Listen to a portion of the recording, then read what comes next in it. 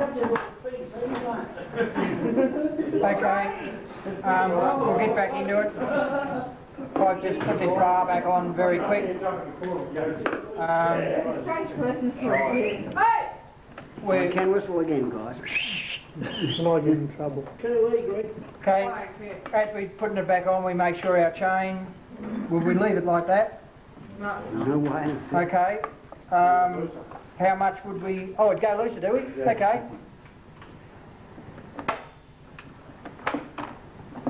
Yeah, we've got to put the chain brake on that. How far up would we tighten it? Can anyone tell me?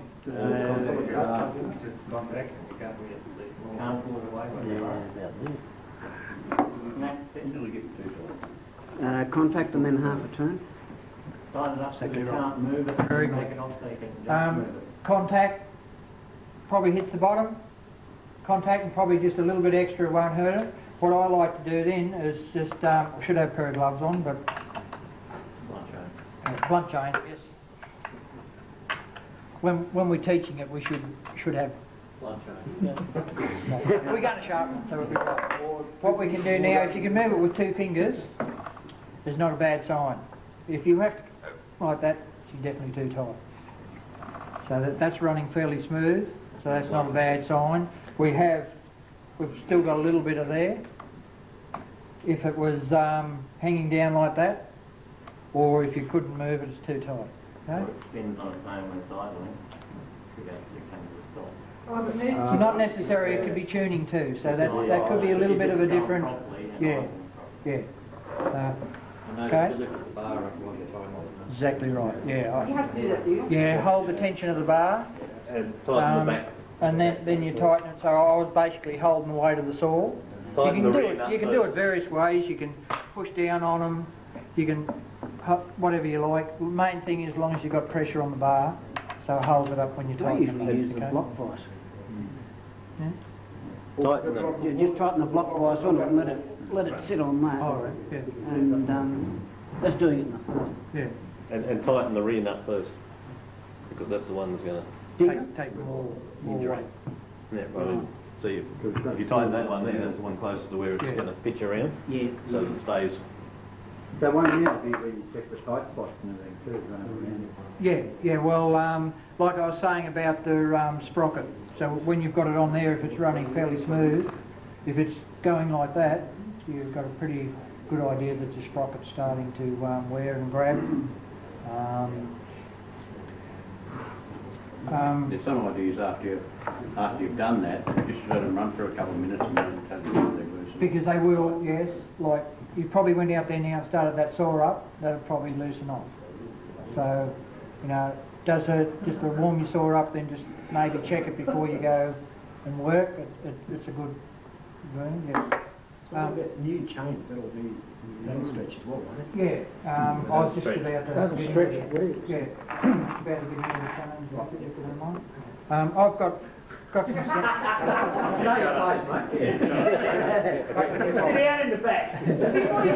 Yeah, I've got some samples here. I've got Oregon and Still. There's some various different types. Here I've got the Vanguard chain. Most of you are aware of the Vanguard chain with the rakers. I've got a chain here that's sharpened with a flat file. Just the Vanguard there? You've got the Vanguard chain there. See how the Vanguard chain with the rakers, okay? You've got your first generation safety chain, and your second, there's your first generation safety chain. Okay?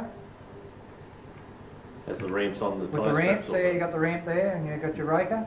Because the old standard raker used to look like that before the first generation safety chain. Then you've got your second generation safety chain there with the no ramp, just with the rounded ramp.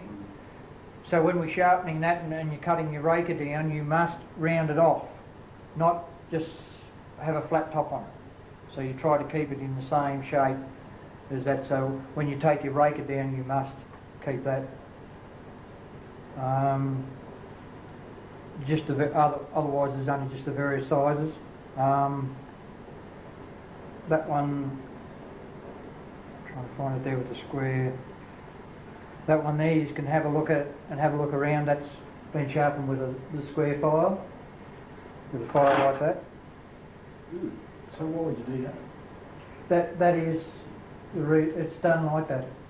They reckon they used to cut pretty good, but I've never tried one. I don't know much about it. Racers sharpen them with a square file too, with a hot sword. They use that square file for cutting through the bark, the pine. So when you cut it through with the round file chain, that bark rises, and the square file chain cuts it off like flush. Okay, yeah. So more when you're ripping. And you don't get any tie on the bark. It gives that chain a bit more room to work. So you can just have a look at them, and I'll pass them around. Yeah. These are the steel chains. Just your standard chipper and your chisel chain. Basically the same as the Oregon chains. The only difference with these, they've got a groove in there to feed your links. So when it's run along the bar, all your steel chains have got that, so it feeds the oil into the links of your chain where the Oregon ones haven't. You might notice that the steel chains have got a little bit less flop in them than the Oregon chains too. If you sort of get hold of it and like that, a little bit more wear in them from the original time. And so there's just a few chains you can have a look at, and those steel chains there. Now, still on the new chains, we should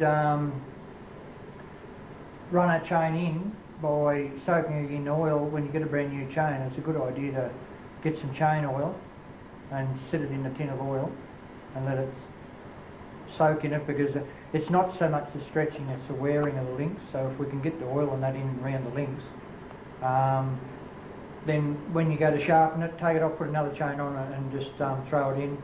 Do that 2 or 3 times and you'll find that you'll get a better wear out of your chain than what you would just by just putting a new chain straight on. So I think soak them in oil, don't wash them.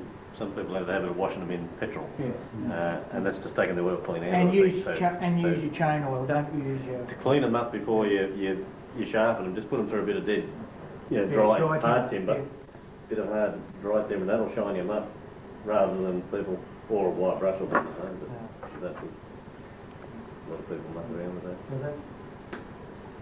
But don't wash them in petrol, because you just knock the oil Yeah, if clean you're back first out. starting up a brand new one, you've soaked it and that sort of thing, just run it light for a while, just run it around the bar. If you do wash it in petrol, then you just put it in oil again, do No, you? don't put it in petrol. Keep the petrol right away from the chain. Don't Still has petrol residue in there, right? you don't want petrol anywhere near it if you can help. That's just not helping you. You wash your bar with the petrol, clean it up if you want to. Like get the go and get it. yeah, it's in the vehicle. Just so I've noticed a few people It is the vehicle. doing it. Yeah. And here's a few chains that I've got before we get into the sharpening. That this one here's done quite good. It hasn't got much left. The person has started to sharpen it back the other way. You notice that they're starting to slope back in the gullet. Can you all see how they're sloping back? This is the gullet here, if no one knows. You've got the gullet in there. They're starting to use the wrong size file. What's happening, they've come along and because your tooth, if you kept going with the same file, your tooth would have started to lay back. So what they've done, they've come back down to keep a little bit of hook on the chain, and you start to cut back into the link. And you might notice that once you start looking at this one, they're starting to cut right into your link of your chain. So using a smaller file? Using too big a file. Oh, too big a one. Yeah. Because then you come back down trying to still keep the hook in it. I don't know if people are aware, but now for the 3/8 chain you use a 13/64 file, not a 732. one time you used to go from a 732 back to 3/16, I think it is, to keep the hook. A lot of people used to just use a 732, and that's what happens. They get halfway back, and to keep a little bit of hook on your chain, they keep going deeper and deeper, and end up cutting into the link. If you wanted to use that much of your cutter, you'd have to drop down to a 532 anyway to run a 3/8 chain to keep it with a nice cutter on the end. Well, you can mostly get it with the 1364. You can go all the way. Yeah. These little numbers, 1364. the amount of teeth on the chain, are they? No. They just make it a chain. Yeah. Yeah, they just the numbers on it are just various ones to suit. Like Kim's got to see this book here. Yeah. Kim's got- That's the best way Match it to up. explain it. Yeah. Okay. Yeah. They all mean something, and you'll Every find. chain, if you have a look at every chain you've got in your hand there, Mick, Yeah, you you'll got find numbers that on every one of them's got a different number. And that'll all be in. Why don't you Well, put some a of tick on the, it? Yeah. the guy, Yeah, depends. Depends on who made it and what they made it. Yeah. Seven. Steel's got different numbers to. There's little numbers sometimes on the depth gauge, and there's another little number on the drive tooth, and they mean different things. Sometimes you just put down a computer. So we've got this chain here. They've been sharpening it, and they haven't been cleaning the gullet out. See how the gullet's still makes the same. still got a heap of metal in it. Then they've done something similar. They've come back down into the link. You just can just keep handing them around. Just identifies it, doesn't it? It's a 7 or... That 7.3 on that is actually Pick that one for a minute. 7.3 Yeah, I don't want to hand that around yet, so just leave it in place. I'll talk about it. Put out not individual manufacturers. This one here is not sharpened too bad. It's probably not the best, but it's not bad. But this has got a fault in it. So when you're putting it back on the saw, it does pay to walk around and have a look at it. I'll let you pick out where the fault is. What's happened is it's broken the tooth off, and it's got a split in the link. So it's a good thing to sort of have a look. Should be able to find it there somewhere, Richard. And when we go to sharpen, a lot of people, when we're getting back to this saw running, what they do sometimes, and it doesn't happen very often, but if you hit something just on one side of the saw, mostly you hit it on the top. You don't happen very often to hit all down one side and not on the top. But it can make it run by doing that. I've got a chain here that's just been hit on all the teeth on one side. So if you look at it all down along that side there, all the nickel's been taken off it. So if you're sharpening that, well, the chain's just about buggered, so you throw it away. But if you had a new chain and you're wondering why it was running crooked and you've sharpened it real good, to have a look at the back of it, you could discover that you've just hit it on one side because it's gone all dull. See how it's all dull going in there on one side, but the top of it's quite not bad. It's not real good, but it's not bad. But it's And the other side's pretty good. still looking good. Yeah. So you know you can get caught on. Yeah, and just pass it around, please. Yeah. We've got one here that I recommend that you don't do. Grab a new chain and knock the rakers off. See how they hit it with the angle grinder and just cut them off. I don't recommend that because for a start we've got a lot of kickback.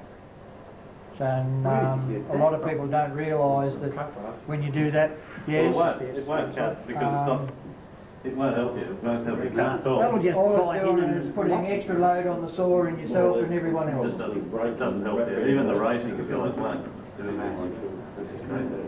So, It's been done by complete idiots, basically. so For a death wish. there's a chain that we can Where'd you get that one from, mate? see. Did that actually come in on a saw? Yeah. They're not called breakers, by the way. They're depth gauges. Sorry. Yeah, I did correct you, Gary. We were in the background saying, yeah, because they're not rakers. Applies to things like the old cross cuts like that there. And Some we used depth about 4 years ago, I think. My Coomera is still a bit safer because they use it. Yeah, well, we want our kerosene lamp back too, yeah, we can't see it. Right? You graduated from candles at one night. Yeah, you got kerosene lamp, right? And another thing, it's very important to make sure that your teeth are both, either side you saw are all the same length. It doesn't do the wear of the chain or the cutting or anything any good. Plus, if you're trying to take your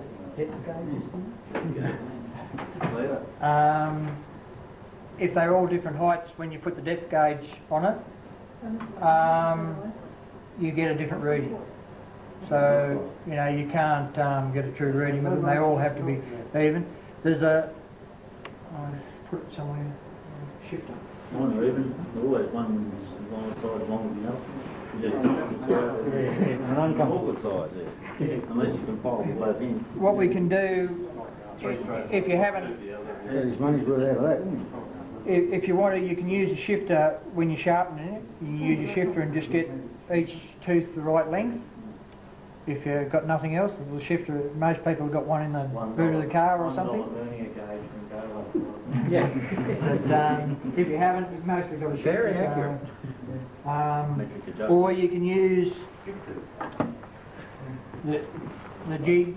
It's got a, this steel one, it's got a stopper on it, so when you find your worst tooth, you locate your tooth on your saw, file it back to where you're happy, screw that out to suit by holding the file in against the tooth, and every tooth's the right length.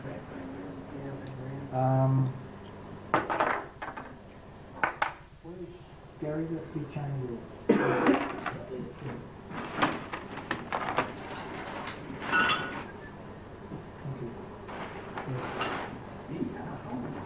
How did you get issued with the big saw? We let the big bird Who did you call? You'd want 3 fellas to pick that one up.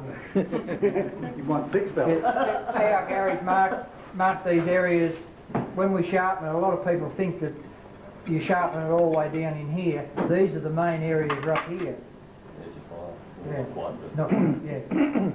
The main areas are here. This is where it cuts, and the point and this part here, more so than down in here. So, because if you ever seen a chisel or something and you're pushing it along, that's how your chip basically comes out of your saw. And keep your gullet nice and clean, so it's sort of a big smooth. Yeah, it's cutting that way up, remember, it's coming along underneath, it's cutting, and it's cutting from there to there, that's what's cutting the scarf of the wood out. And all the depth gauge is doing is limiting the amount of wood that's feeding into that. If it's, you know, there's the log that's coming into, and the amount of wood that you're taking off is going to be regulated by how far that is. So it's pretty important that that's spot on. Anyone using that Vanguard, you've sort of got to really keep on that because it's got it shapes across. But yeah, it's cutting from there to there, and that's the important thing you've got to remember. So it's that angle in there, that angle there is the part that's going to be doing all the cutting. That's what's doing the cutting. And if that's not right, the only way you get that right is with the right size file set up the right way. By using these, you have to be so careful because each one of these you have to use the correct file in them. So you can't just say, oh well, I've got a guide, I'll put a 732. You must use the correct guide for the right file. And it's aiming to get, can you help me out, is it 1/3 or 1/5 above the 1/5 of the file? If there's around, if we had that thing over here that looks like it, almost looks like a file. If that's going through there, the idea is that only 1/5 of that file Should be up is going to be above there, and that's going to give you the perfect shape because it's this part here that's going to give you the right shape for the file. To follow what Gary's saying there, if you're in doubt, that's the best way to go. Yeah. Don't do it with an empty file, just a file. These... And that's the setup to put 1/5 of the file, providing you're using the right file for the right sort of So, you know, That'll most fit people... any size file, eh? No. No. Any file you can poke into there, but it's not going to necessarily set it up right if it's the wrong size file. If you put a little baby file in there, it's going to put it up to halfway. So here's two here. I've got one here as a 3/16. So you get the right depth gauge for the right file. The right file for the right... The guide for the... Guide. Yeah. The guide's got to match your file. Yeah, and that on there is 13/16. Where are you, Fred? I've got two. So, these jigs are very good because one thing about them, when you're sharpening, once you do set them up, they do take a little bit of setting up, like Gary and them said. It's a bit hard to get your depth. Once you learn and know the height of your tooth and where your file's going, where it doesn't even hurt to use one of them first, give it one little hit with the fire guide, and then once you do it one hit with the fire guide, you've got a rough idea on what height to set this. So if you've got any doubts whatsoever, you can do it with the fire guide first, then set that up and you can get them spot on if you didn't know.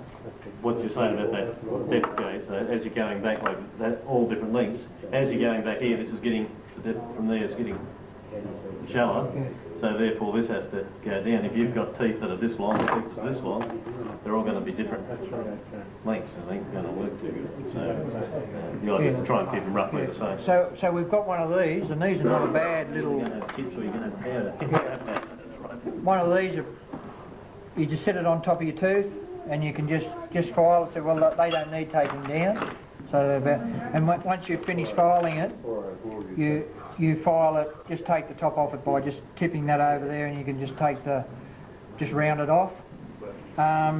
You file from one side then the other because one will go one way. Then if you go the opposite, hear it a different sound. So you go in the opposite. So it's the same like filing your teeth.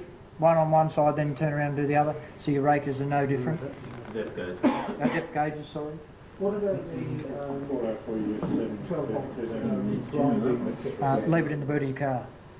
Not necessarily so. Yeah. Not necessarily so. If you don't know anything about them, Gary, they're the same as the electric ones. They burn the top of the bar. If you know what you're doing with it, I mean, I don't use one. I don't use one. But what you're talking about is getting a finish on here. You know, that's your cutting surface, and you can use if you use one. Well, you just got to keep using it. They're too expensive to use. You keep wiring up the little gadgets, but they will do. So They'll burn them.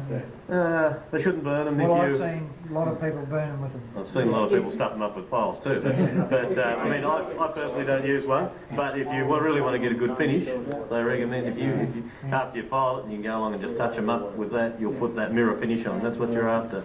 Is that perfect cut there? With those grinding machines make the teeth harder. Yeah. Then you can't file it. You have to continue. Yeah, you can't. That's why you have to be so careful. Anything with a stone, you have to be so careful. I went to Bungendore one about roughly 2 years ago with the Oregon bloke there with his chain, and he reckons when you get a new chain from the shop, you can hit it with a file anyway. That puts the best finish on it. You will. Better than what the grind and the... You'll also get the best cut when they're worn about halfway down.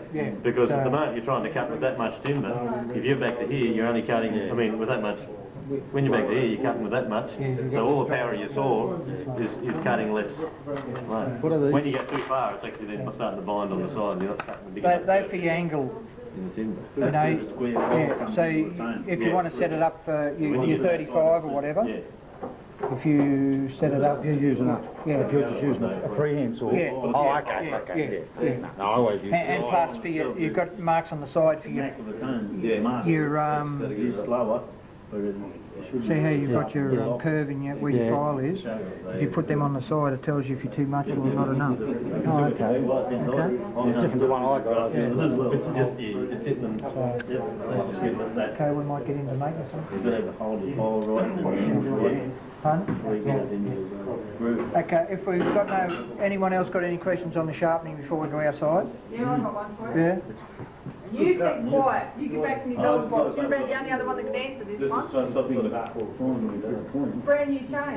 Do you recommend to give it a touch up before you put it up? You were talking. Too slow. Malcolm was already on. That's what the Oregon man said. Yeah. Shut up, Malcolm. You're already weird. Yeah, give it a brush with the file beforehand. I wouldn't bother, but they can good enough for us. Yeah, well, most of us cutting green timber, does it really matter? No. I think when we're doing our lessons we have to be a bit careful on feeding too much information into a lot of people that they get that confused, so I think you try to keep the basics. It's good for ourselves to talk about it, but I think when you're teaching a lesson, I think if you start to get too involved into teaching people that never used the saw before, they get that confused, so if you teach them the basics and just try to improve on it, I think you do better. Plus, you've got a brand new chain which has had everything set up nicely by, you know, a machine that can replicate each cutter. If you get somebody that isn't spot on sharpening, giving it a touch up at the start, they've made something that's going to be bloody a nightmare to correct. There's just a question that in the background here, just pitch of a chain, how you work out pitch of a chain? When they say the pitch? I'll take a punt. Any three, the distance between any three rivets in inches, divided by 2. Is that right? Yeah. I think it is. Yeah, any three rivets. So your 3/4 pitch is 3/4 of an inch. What's that one is? But these ones here, if you measure between them, it might be 1 inch, and then you divide it by 2, whatever. So you've got to carry a calculator around with you. 3/8. 3/8. Now we get there. There's a big man out your way. Yeah, the little numbers on the side, all they refer to, Kim, you've got the book there, all the little numbers on the side will generally refer to just the make of the chain. And you've got to get out a chart and look up and see what it means. Best thing is take it to your dealer and let him work it out. You got the Oregon? Oh, it doesn't matter. The Oregon and the steel. There's one here that The says, Oregon. And they're all there. this one says Just another- 73 on there, and you've got 25 up on the The 20 depth gauge. Yeah, the 25 is actually your angle. Actually, then there is a 75, and there's a D or G. Yeah, there's a DG, DG. But like I was saying, you know, if you start to fill your students with all that, I think it gets too bit too People will ask the confusing. question what all these numbers mean, and they mean things in books. They're not. They're not something you're going to use in the field to work out. I just trying to bring up about the grinders. I've used them professionally. I use the Oregon one. It's on the wheel. It's like a big grinder, does everything. And I've used the little Burt ones as well. I think they do a pretty good job. If the chain's totally stuck, but it really shouldn't get to being a sharpening job. It should be kept sharp. Exactly. Yeah, good point. And the file. As they say, the bottom line is we don't sharpen chainsaws. We keep them sharp. Yeah, and that's a good point that Neil brought up. Excellent. You know, The guy who used our chainsaws to cut his driveway, we do use them and get it back to some sort of water. So if you keep an eye on them, as soon as they start to go off, you give them a touch up.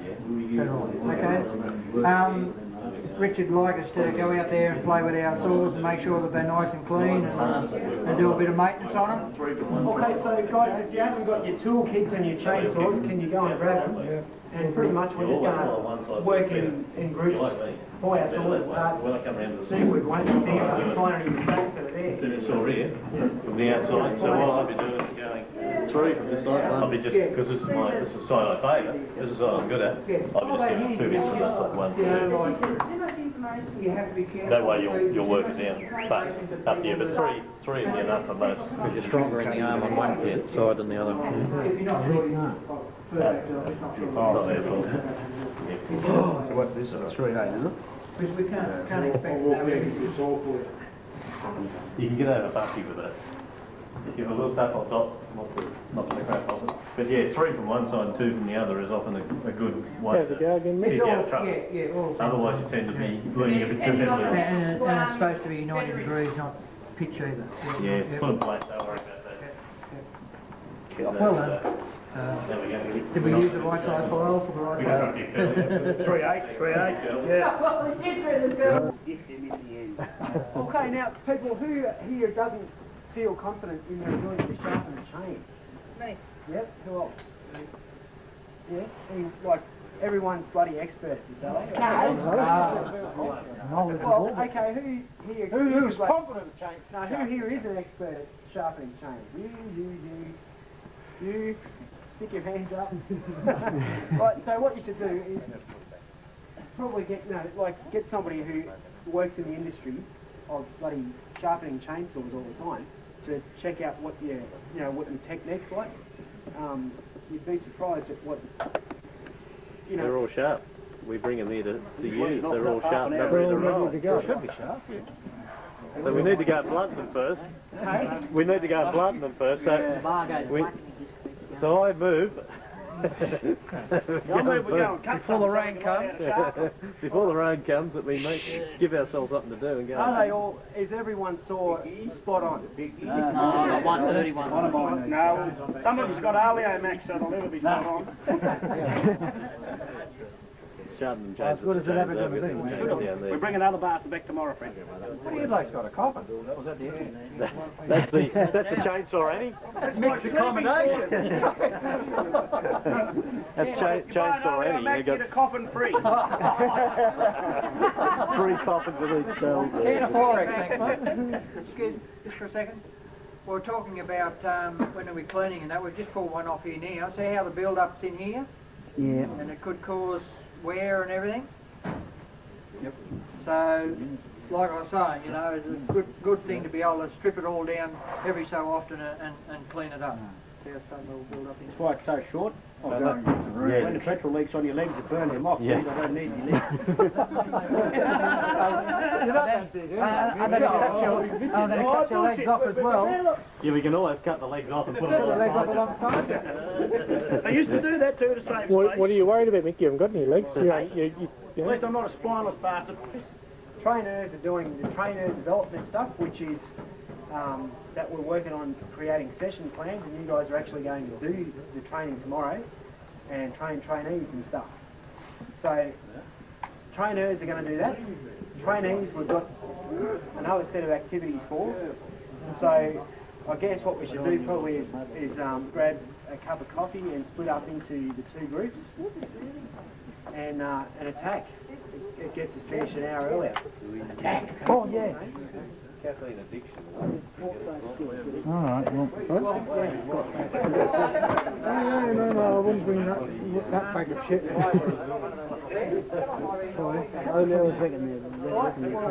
They are okay, but they're only light duty. Oleo Max are 10 to 5 rate themselves free. Tomorrow. They're okay for the handyman. Right. Okay.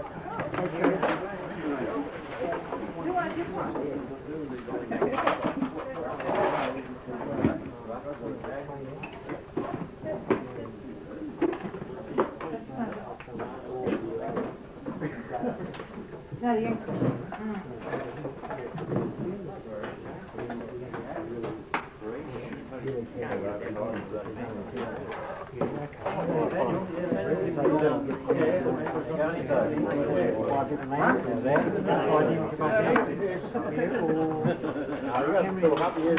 Wayne, just an issue here that we should be getting in the habit of when we do it, is that we make a maintenance area, and probably not necessarily on the nice pristine lawn and that sort of thing, like over on the wood chips would be desirable.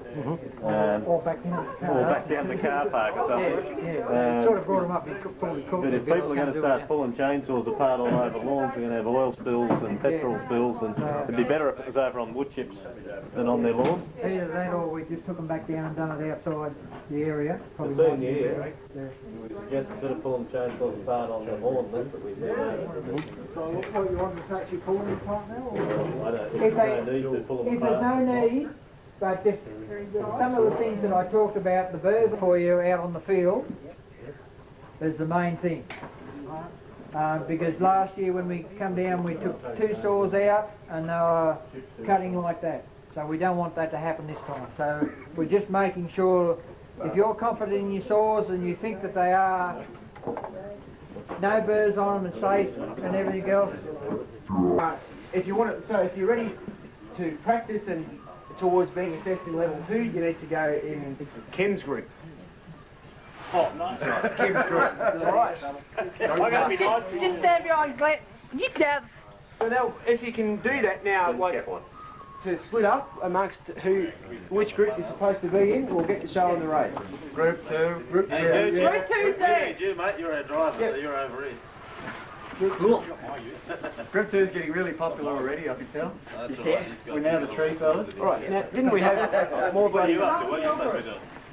That's a feel on that, it's the feel. Another group, tree strainer. Have we got any more bloody ponies? A tree sealer. Tree Have you got? There's some pretty less people in there. Liberty Bell's not here yet. Oh, well, it's exactly. Yeah. We know what to do with them. One's bloody group one and the other's a beginner.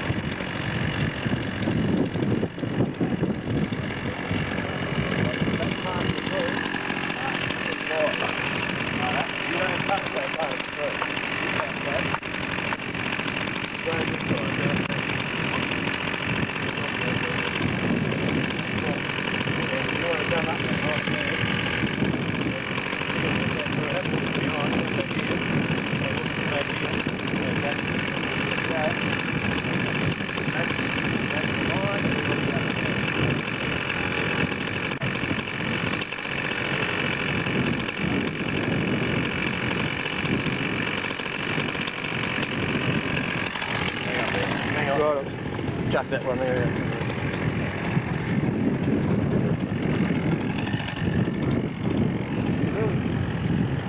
Really needs to be seated on the side and the escape side.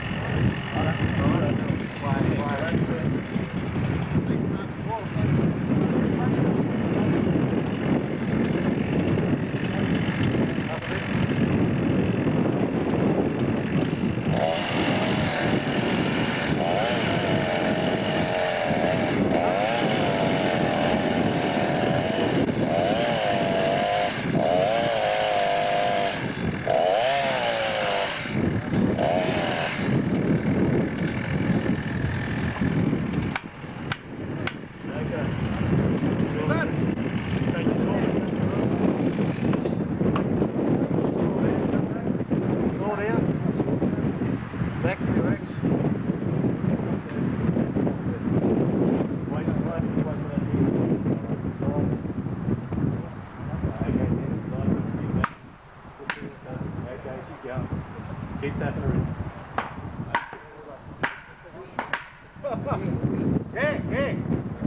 Yeah, because it's a little and straight. It's only got a small staff made in and you have to go, the wind comes back. What you can do here is do that.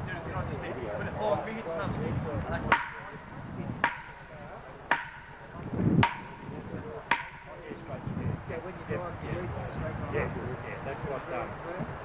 Yeah. Gary was talking before, you come.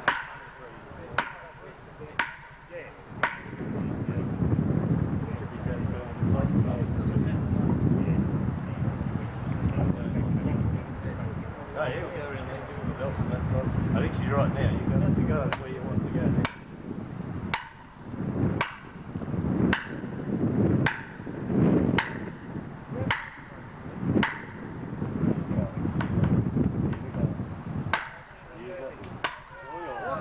There she goes.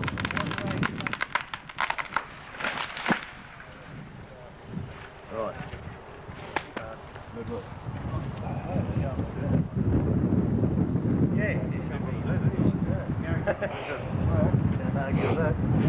Nice and easy, you know, like it was under you had the control of the thing the whole time. There was no stuff around. You can always come back a week later and see where she went over the edge there, broke the bark and that off. And then someone flattened underneath us up the car and Done a bit of training. So I guess that's what we've done. We looked at that training resource kit thing for a start, and we actually made some session plans for your trainers, created a block of training and ran that today. So from a trainer's workshop point of view, I think that's been pretty successful, and people have made major efforts and good efforts of being trainers today. We've Wayne showed us some advanced saw techniques, maintenance techniques yesterday, which I'm sure has improved our ability to sharpen saws and maintain them. And the trainees have basically learnt a whole heap of skills targeted at their level of experience, and people have had a go at being assessed in a lot of cases too, and we've got quite a number of certificates out of this that'll be issued within a couple of weeks. Richard, look, say that again, please. Oh, you so funny! Send them to assessors, send them to me personally at division headquarters, and I'll rush them through. So I want to have the certificates, you know, within a week or two. So does that mean I get mine too? yeah, well, send me the bloody paperwork. And then Yes, boss. Why don't you take the paperwork bloody with you? Then we'll know we're going to get it. So put it in an envelope, mark it, attention me, at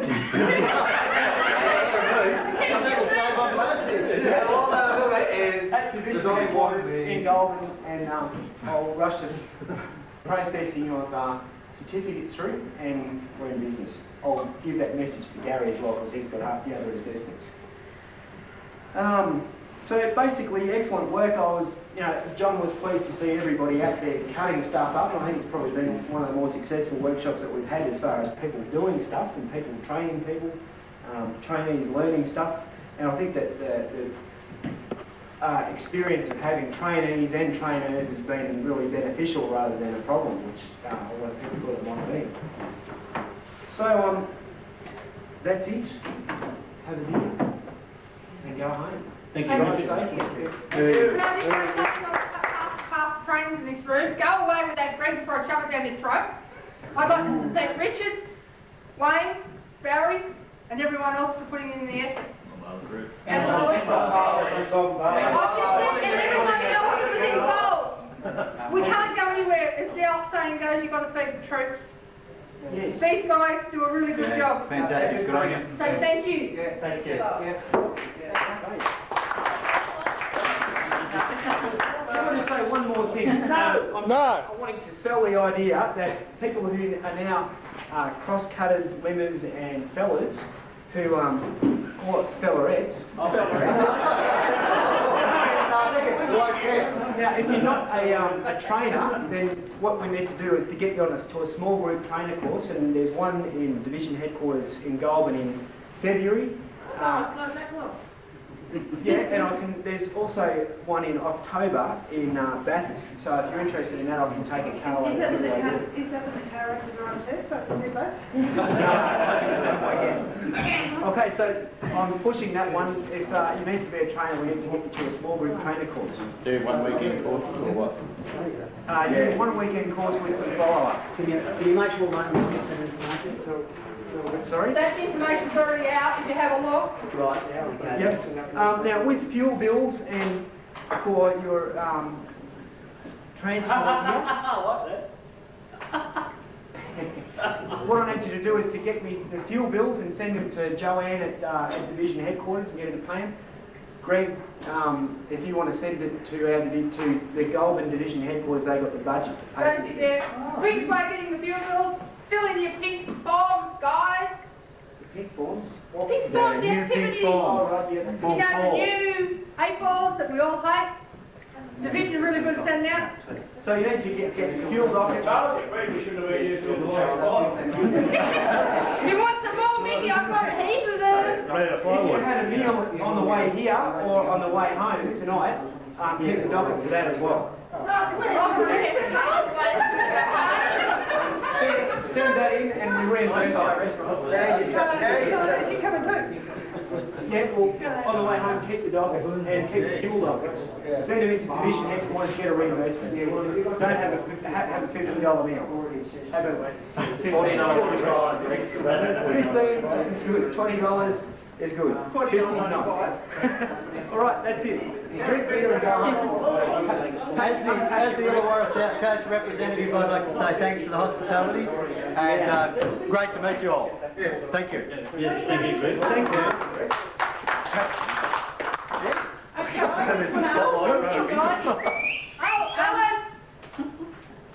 The accommodation of the facilities here, what do you think? We try and organise chainsaw courses back here again? Yes, Tom? a bit warmer. Yes. Let's get a track. Looking at changing the day. Yeah, change the It's a little July.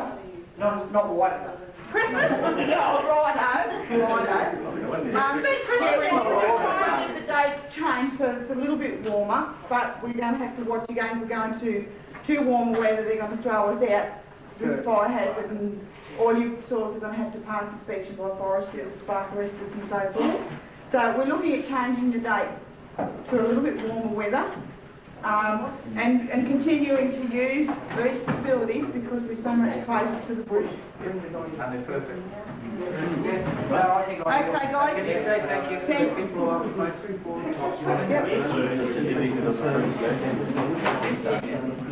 Because they've changed the pretty good deal. Okay, well, thank you very much, guys. Girls. Thank you. And safe trip home.